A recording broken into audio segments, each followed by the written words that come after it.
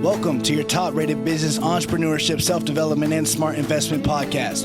This podcast is hosted by creator and founder Dr. Dustin Steffi, and also hosted by coach, music producer, and influencer, yours truly, Jaden Rush Norvell. We are blessed for our many accolades, such as being nominated for the People's Choice Awards for Best Business Podcast, as well as raising over $5,000 last year for the Cystic Fibrosis Foundation, as well as for the Boys and Girls Club. Spanning a global reach, our podcast is in the top 4 downloads in 4 countries. Without further ado, welcome to Chopping with Fire, ladies and gentlemen. Let's chop it up.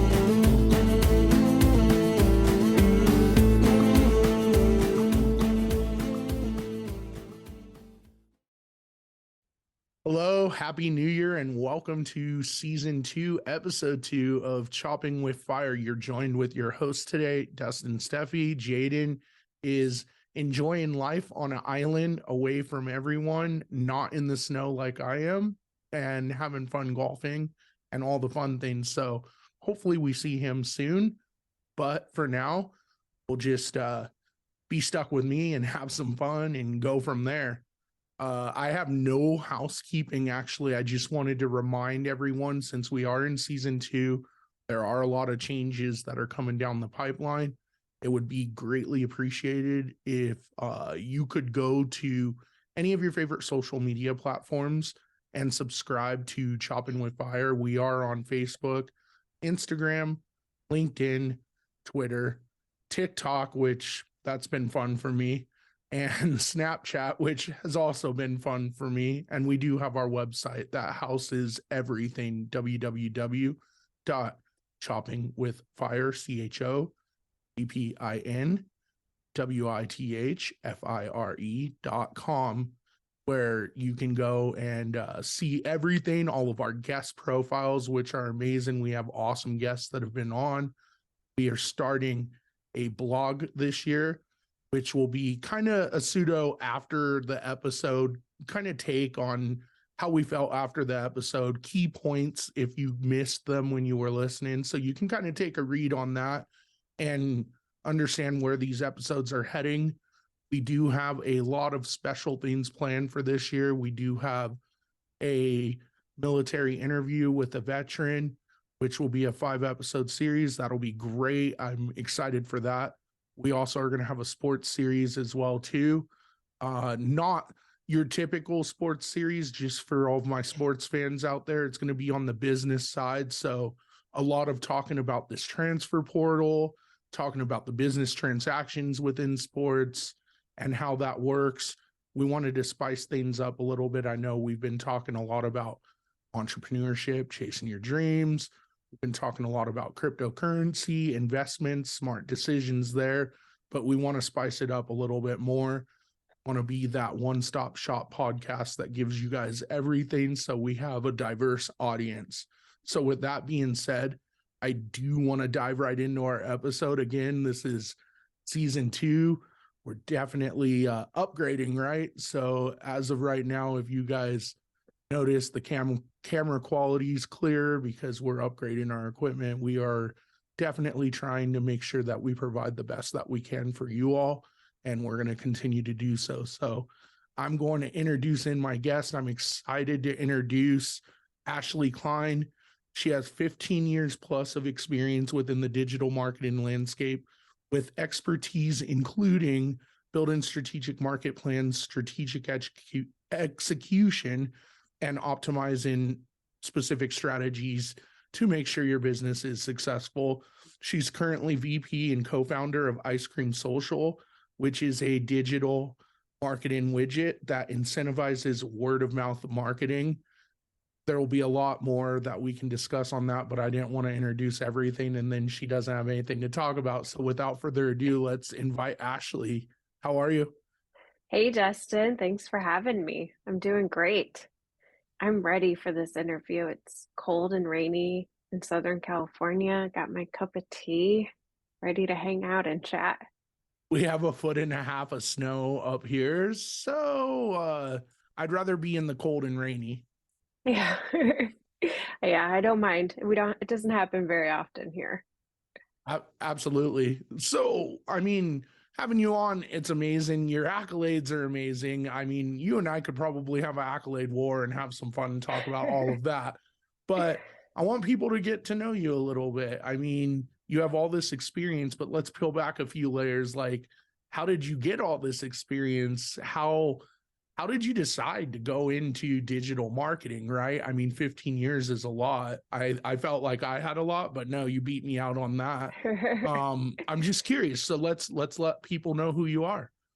Sure. So I'm gonna throw it back way back to childhood. And I think that's a great place for people to reflect. And as I was in this time period, I never thought, okay, I'm gonna grow up and be this.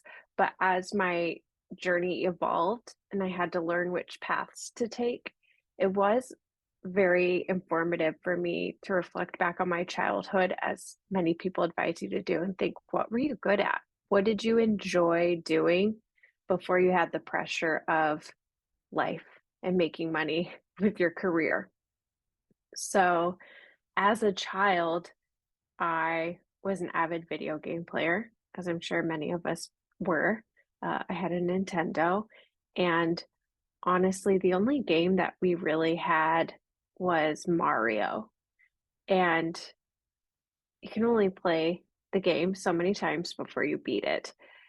And as a kid, quickly my brother and I beat the game. And to keep ourselves entertained, what we would do is just set new challenges for ourselves every time we sat down to play. You know, how quickly can we beat the game this time? How many more coins can we get this time? All those little things. And reflecting back now, I see how that played such a vital role in what I like to do today with marketing campaigns. And it's all about optimization. What are those little tweaks that you can make to further improve, you know, your campaigns and how they're performing day after day? So I like to think of what I'm doing now as essentially just a big video game. Always working on better ad copy, you know, better email subject lines, trying out new tools like SMS and different kind of online marketing widgets. I'm definitely a fan of video games for sure. A good video game every once in a while, especially one that makes you think. So I know when I grew up, right, Mario, Oregon Trail, all of that was kind of Oh my yeah. jam. And then it evolved. I wanted to tear computers apart and learn what the insides looked like and build those. So very much so technology driven for me as well too. So this podcast, our upgrades and everything, right down my alley of fun and misery at the Yes. same time. So yeah, you and I have a similar kind of upbringing, taking it back, right? Let's move forward though. Let's fast forward a little bit. Obviously, you grew up, right? We both did. We went to school. What happened after school and what like led you to where you are now? Yeah, sure. So actually, when I was in high school, and I grew up in a really small town, almost one stoplight farm town, an hour from a real city or any kind of, you know, civilization. And we did have a marketing club in high school though, and my senior year, performed really well, made it to a national level, got to leave my hometown, which I'd never really done before, and traveled to California to compete. And this marketing club was called DECA for anyone interested. And I was competing in sales. And obviously, I'm in high school, so no sales experience or marketing of sorts. And I carried that with me right out of high school. I was able, as I started, enrolled to my local community college for visual communications, knowing I wanted to do marketing because of this marketing club.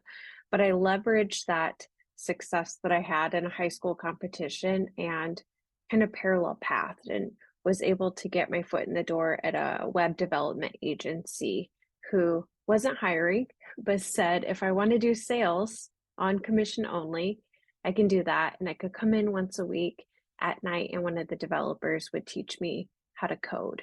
And took the opportunity, you know, to do that while I was going to school.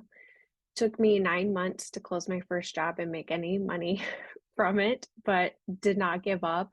And not too long after that, maybe a year and a half later, this company said that they were going to move to California and start a new office. Does anyone want to go with us?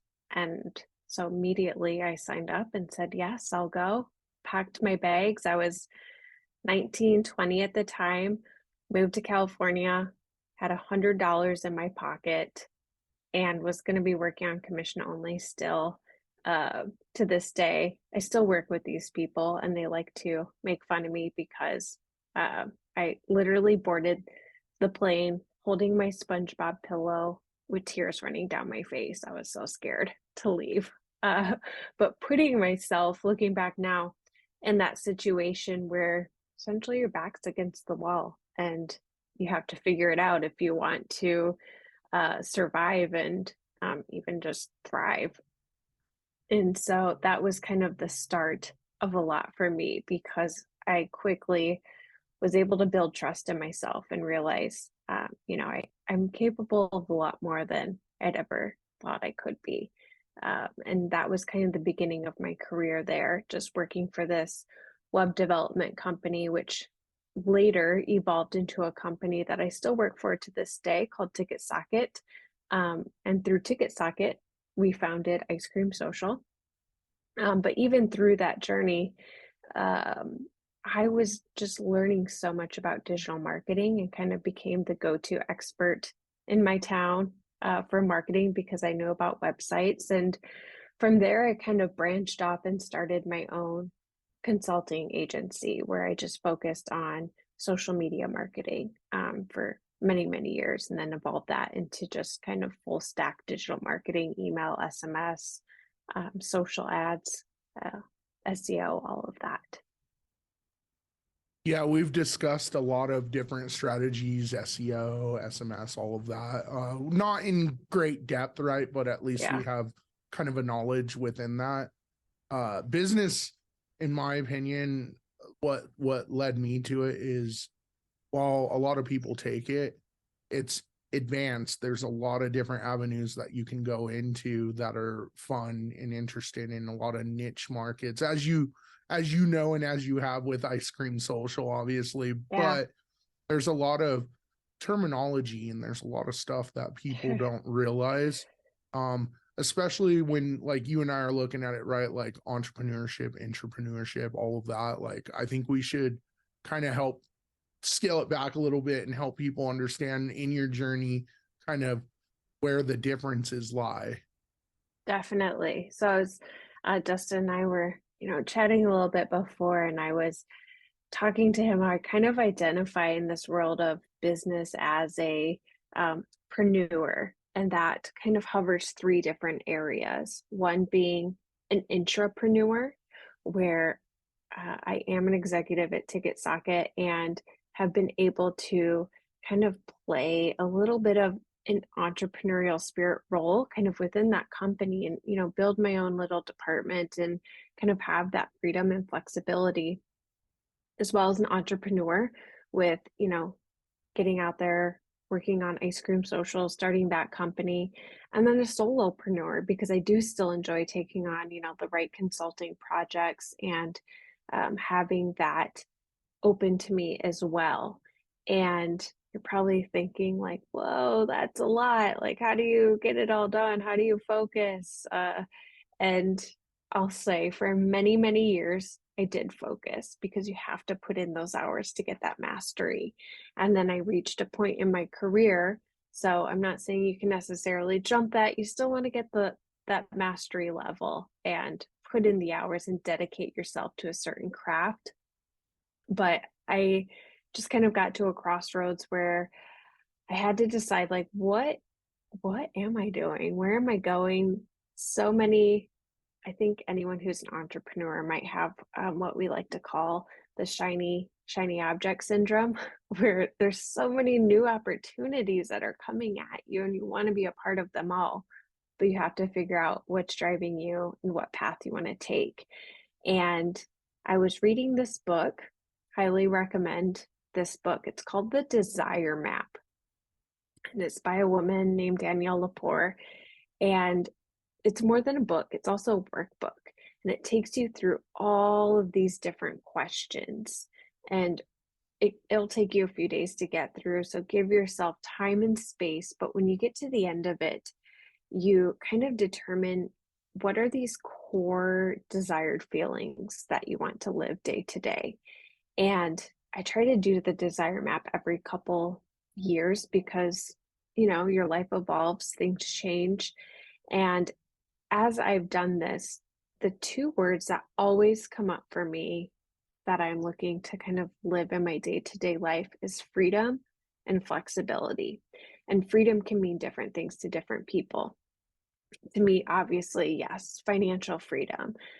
Also, it's just opportunity freedom. If something really interests me, I want to be able to pursue it. I don't want to be stuck somewhere where I can't because I'm committed to this, or it just don't have, the time, money, resources, whatever, to focus on it. I always want that freedom and flexibility to just be kind of opportunistic. And if anyone's read Michael Stinger's book, what is it? Oh, The Untethered Soul. That's a great one, where just, having that kind of freedom and flexibility to also follow where life will take me. So kind of knowing what your end goal is and where you want to go is really important before you can kind of just decide, which path you want to take.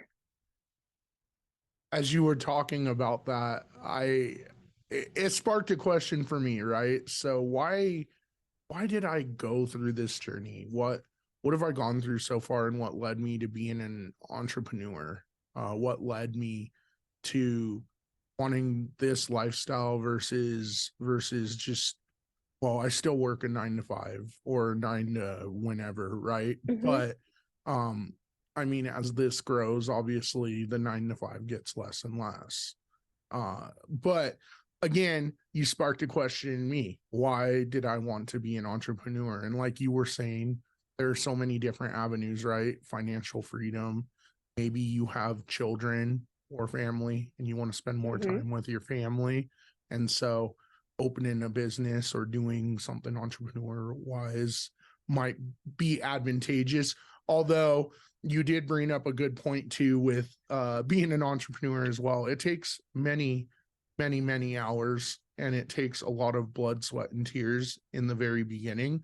So it may not seem like your end game is in sight, depending on what you open, but in the same time, as you start establishing, then you start seeing the light at the end of the tunnel with some of these different avenues that people want to go, whether it be financial freedom, whether it be more time with the kids, more vacations, whatever the case may be. But the question that I had for you is, what led you down this lifestyle? So like for me, I'm a single father. So yes, I want more time with my daughter, but I also want financial security, and I want to teach her financial security as well. And I want to teach her that whatever she chases in a dream, she can attain as long as she puts in the work. Yeah. So I'll be real, as I pursued this path at, 18, 19, 20 years old, it was very superficial. And I just didn't have like the knowledge in life or anything, experience. Grew up, single mom, and I just wanted to be rich, wanted to make my own money, wanted to be able to take care of myself, come back, take care of my family. It was a little superficial, but that was my motivating driving factor. And that was enough to kind of carry me through to my next phase in life. And then I did have children, so I have 2 children. And that's really where that freedom and flexibility came in place, because soon as I had a child, I knew I absolutely wanted to build my career around being able to be the most present mom that I possibly can.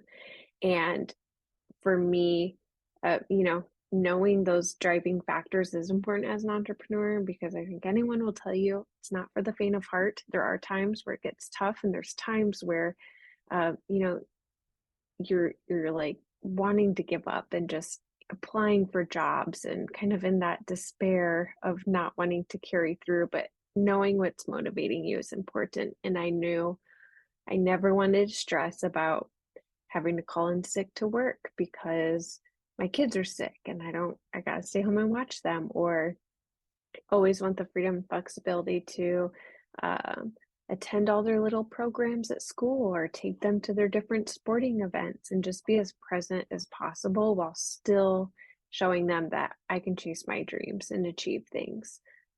And so, kind of, that's been my new motivating factor. And I think it'll always evolve and change as you grow. I mean, my children are getting older, want to continue to be that example.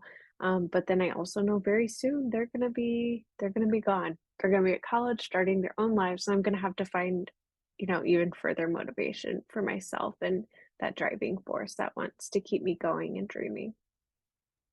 And I know this is going to be another topic for another discussion, maybe later for you and I. But I also want to make sure that I'm developing my daughter right. You know what I mean? Because I see these generations that are ahead of us, right? Ahead of you and I.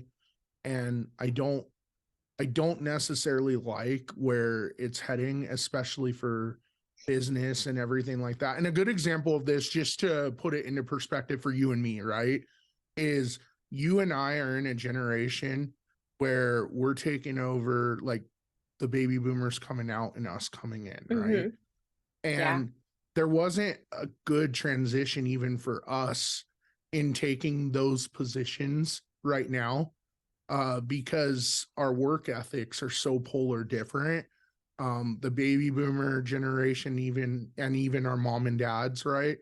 They were about working long, hard hours to put food on the table, and it didn't matter what they were doing. Whereas our generation, when I look at you and me, right, millennial, whatever you want to call it, for us, hmm we had technology backing us, so we were smart enough to realize that if we leverage technology in the right way, we should be able to create some time to be able to spend with our families and do a little bit more and develop our children a little bit better. But I'm not seeing that extrapolate right now between you and I, right?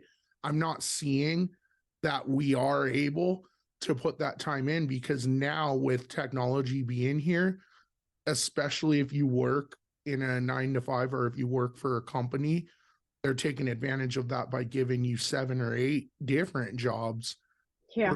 for one job, right? So we're falling trap essentially to the same trap that our mom and dads, our grandma and grandpas fell into, with the difference of we're producing more output than they did in their time. Yeah. I was listening to a really interesting philosophy the other day, and I don't remember who it was. So apologies to this person, but they were talking about, how can we support our children with their future careers, because the time that we're in, it's going to be very different for them. And really what we're shifting into is this world of creation. And very soon, technology will be able to replace most of our jobs. And at that point, for the, our children and our children's children, they're going to get back to this period of creativity and entertainment. Like, what is their true passion that they can give back to the world in the form of creativity and creating content? Because a lot of the day-to-day basic jobs that we have now will essentially be replaced with technology. And I found that really interesting. And the person was framing this up in a way of, if they want to experiment and make YouTube videos, like, let them, because that is going to be an important skill for them in the future, knowing how to create rather than, the typical education. Well, good news. I'm ahead of that game. My daughter's definitely watching me with the podcast and with all of that going on, with the Yeah, creativity behind that. She's very artistic, right. which I don't know where she got that from, because I'm not artistic. I mean, a lot of my friends say I am because of this, because it's a different form of an art, but she's super like pen and paper artistic, right?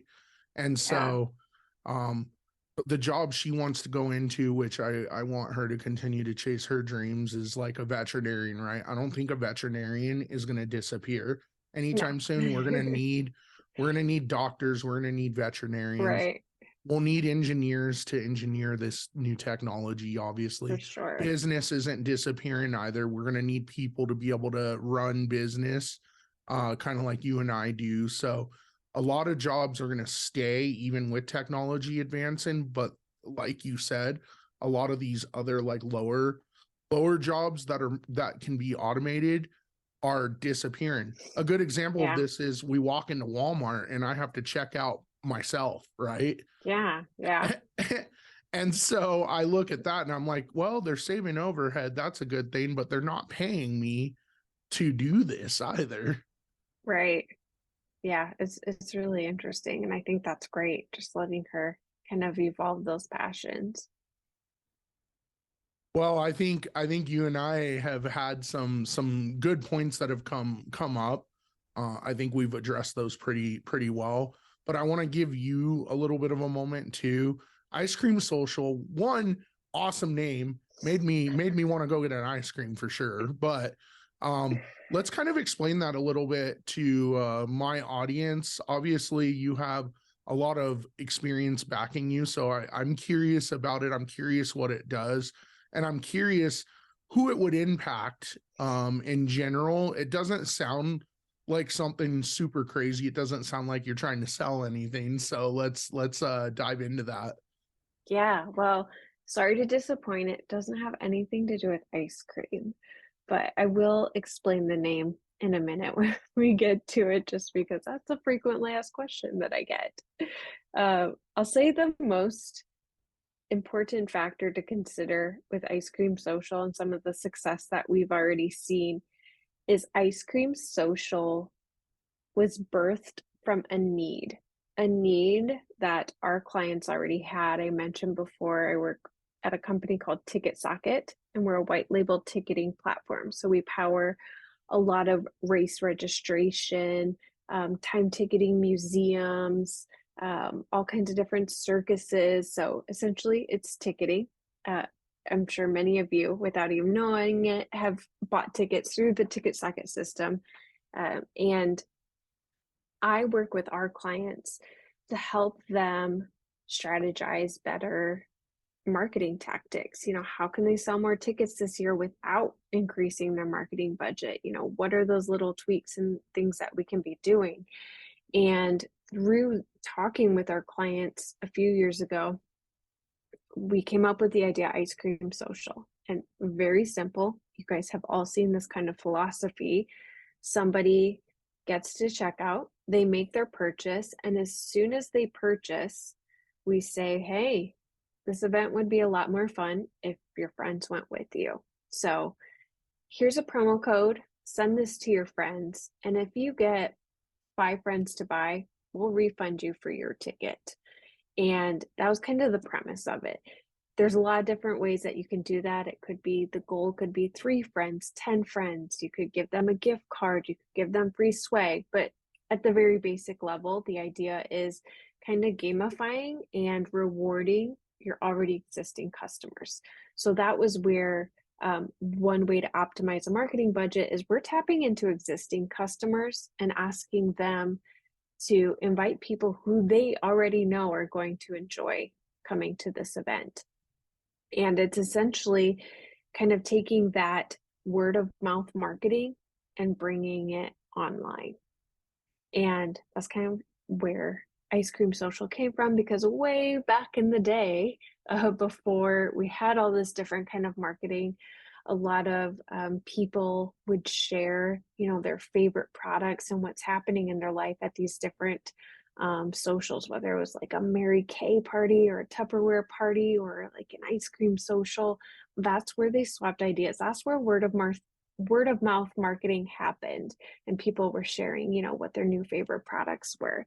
So that's kind of where the name was birthed from. And again, just focused on what is something our clients need that is just a no-brainer. And we also found that putting that on someone's confirmation page after they make a purchase especially when it comes to events. That's prime real estate, that confirmation page, because that is when someone is most excited about their purchase. The second they purchased it, they can't wait to go to that event. They're so excited. And that's the best time to ask them to invite people. It's a clever strategy. When I look at it, you're right. If we look at the pathway to purchase is what we call it in business, right? You and I. Yeah. People are excited about a product. They purchase a product. So let's just use an example here. So I like flannels, right? So I love Dixon flannels, and Dixon is an awesome company. I go through, I get one of their limited edition flannels. It would be cool at the very end if they incentivize customers like me that spend tons of money on flannels and have a closet full Yeah. of them to be able to refer people and market for them, because one, it saves that business money on marketing, right? Because word of mouth marketing, probably in my opinion, is one of the most powerful forms of marketing. Two, it incentivizes me to continue to buy more and to continue to refer more people. Three, it's just a clever strategy in general. I think that that's clever. With that being said, is this something that you guys niche and only use for yourself, or do you guys help other businesses kind of create a platform similar where they can kind of create the same success? Great question. So, working in events a couple years ago was a very difficult industry to be in when COVID hit. So what we did is we already had Ice Cream Social built, and it was just part of our TicketSocket system. And then when COVID hit and none of our clients had events, what we did is kind of pivot our dev team and say, you know what, let's extract Ice Cream Social out of TicketSocket, build it as its own standalone product, so that we had a lot of clients that also had to pivot. So we had a lot of clients that couldn't have events, but they did have an online retail site where they sold, different types of merch. And so they're like, hey, can we use Ice Cream Social on our retail site? And so that's kind of where we started branching out of events and also doing some online e-commerce. So it does work across many different industries. Events is still an area where we love to focus, and we actually work with other ticketing engine companies and help them integrate Ice Cream Social into their system. So we also play pretty nice in the sandbox with other event companies that, could have potentially be considered competitors, but we found a way to work with our competitors too, which has been a really interesting kind of pivot for us. And yeah, it does work in more than just events. It does work in retail, as you mentioned, flannel. It really creates that customer advocacy, because people who are buying their favorite products online, why not reward them to invite their friends? Because you're going to know other people who love flannels because you're wearing them every day and you're probably getting compliments. And then you can share, just like you did with us. Hey, I love this company and you should check out theirs. So why not arm them with a link to easily incentivize them and their friends with a promo code to come purchase? I think it's even advantageous, and you can correct me if I'm wrong, because obviously I'm learning about this with my listeners, but I think this would be something that's advantageous for consultants that consult in certain things, whether it be web design, whether it be financial consulting, accounting. And I also think it would be advantageous to content creators and coaches as well too, because we're in the day and age now where we're seeing a lot of people that are saying they're business coaches, right? Or they're coaches for relationships, or they're coaches for how to make money, or coaches for emotion, whatever the case may be. I think this would be great, because essentially what they could do is they could take this strategy, they can apply it to their website, and then use that word of mouth marketing to get more clientele, essentially, is my thought. Correct me if I'm wrong. Yeah, absolutely. I kind of always think back and laugh about, if anyone remembers seeing this movie, it's probably been 20 years. I don't know when it came out, but Idiocracy. And essentially everyone is a walking billboard. If someone is purchasing from you or has any kind of close relationship with you, they are kind of a walking billboard for you if you give them the tools to be. And we've found, back to this whole love and drive for optimization in video games, my clients that I work with, and I take their cost per acquisition to acquire a customer and kind of calculate it. What's their cost per acquisition for Facebook ads, for email, for SMS, for Ice Cream Social? Ice Cream Social always comes in at the lowest cost per acquisition because it's just word of mouth marketing, and now you're able to quantify it. I'm not saying that you can just do that. I mean, all the other marketing is still somewhat of a necessary evil, but it allows you that optimization away where you're not like, well, I guess we got to spend more money on Facebook ads because we don't know how else to convert anything. By growing your word of mouth marketing, you grow your email database, and you can, essentially find ways to optimize that with email and SMS as well, and not just always that pay-per-click marketing that we're used to or have become so reliant on. So the $1 million question, are you ready for it? Yeah, hit me. All right, let's do it. If someone were interested in doing something like this, what is the cost to start it up and the cost to get it going? How expensive is it? I mean, you and I already talked about how word of mouth marketing is the least expensive cost per acquisition, but there's still a cost to systems like these, especially since it's been put together. So what is that cost? Definitely. Great question. And back to that optimization and love for video games, we love to have a little skin in the game too. It's especially as we are venturing into new markets and new industries. So typically the way that we charge for Ice Cream Social is we will charge a percentage of net new revenue that we bring in for you.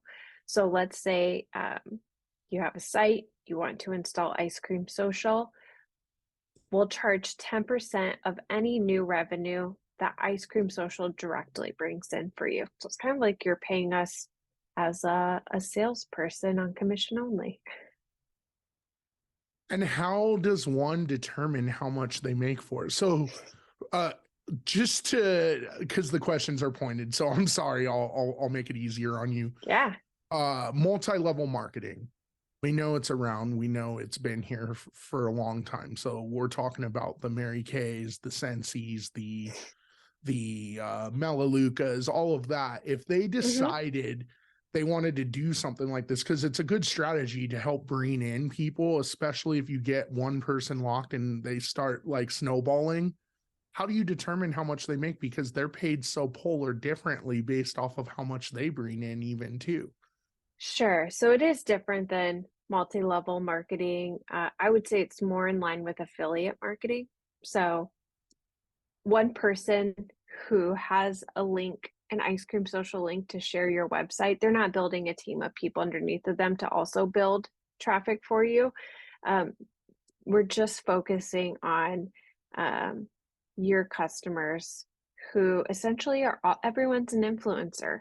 Even if they have no social media presence, they're still an influencer. They have friends, they do have people, they have a life outside of social media. And essentially what happens is you create the goal. So if an influencer gets 5 friends to buy and they get a ticket refund, great, game's over, that's it. It depends on the industry. So that's where we kind of work with you, a strategy session of what campaign's going to work for you and your industry and your business and your price points. If you have something more in line of, okay, every time someone gets one person to buy, we want to issue them a $10 gift card. We can do that too, and they can repeat the reward as many times as they want.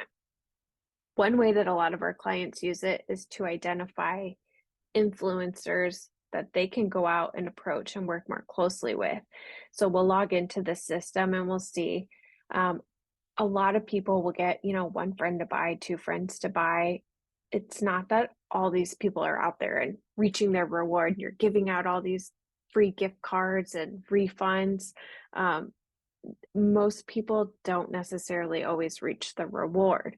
So that's great too, because it gets you a lot of word of mouth marketing without necessarily giving out all of this free product and promotion. But what we'll find is someone will get 60 people to convert within a 1 day period. And so then we can identify, okay, that person, we can see they shared it on Facebook. They got this many people to buy. Let's reach out to them and see if they want to do a content campaign with us, because obviously they have, whether they are an influencer or just an average person that has like a loyal friend group that, you know, trusts what they have to say, this is someone that we probably identify and want to work more closely with.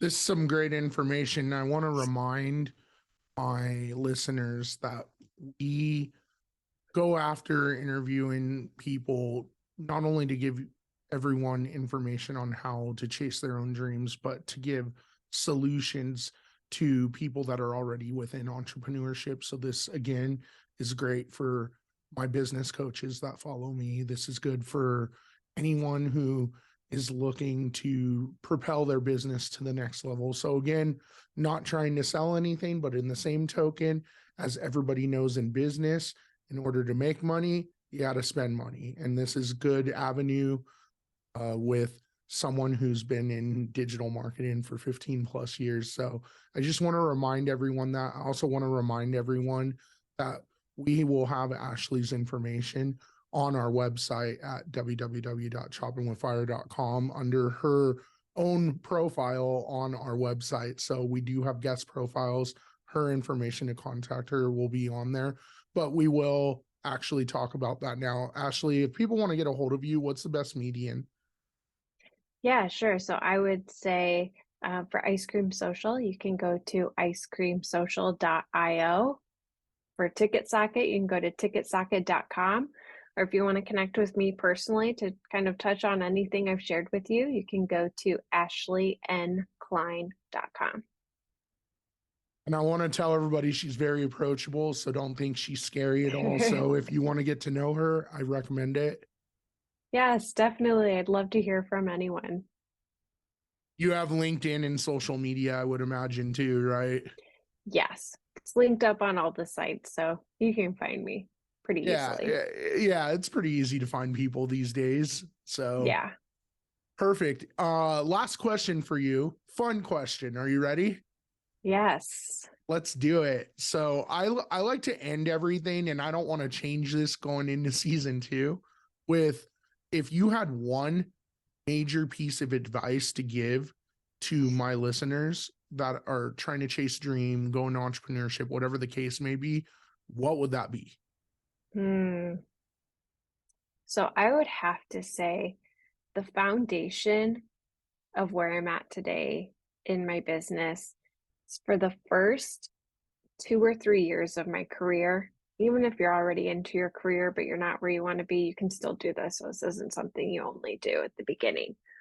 All I did was network, people to people network. I joined a group called BNI, Business Network International, joined all my local chambers, and you could find me every breakfast, lunch, and sunset mixer at one of these networking groups, meeting people, handing out my business card, getting to know people, finding people at these events who I thought that there's some sort of connection, and somewhere down the road we can work together on a referral basis, on a client basis, and scheduling follow-up coffee meetings. All I did for 2 to 3 years straight was network, and that allowed me to build such a strong foundation in my career that essentially, I'm not saying don't network, because I still do. I'm heading to CES this week to network, but essentially everything flows in now. People refer me to people. I'm not out there, kind of ever really looking for business. It just comes. I give you all these compliments, and then you tell me you're going to CES and you don't even invite me. Thanks a lot. Sorry. Yeah, let's go. CES has been one of the biggest things that I've always wanted to go to. I watch it, right? And so Yeah. technology, that's like the mecca of new Yes. technology coming out.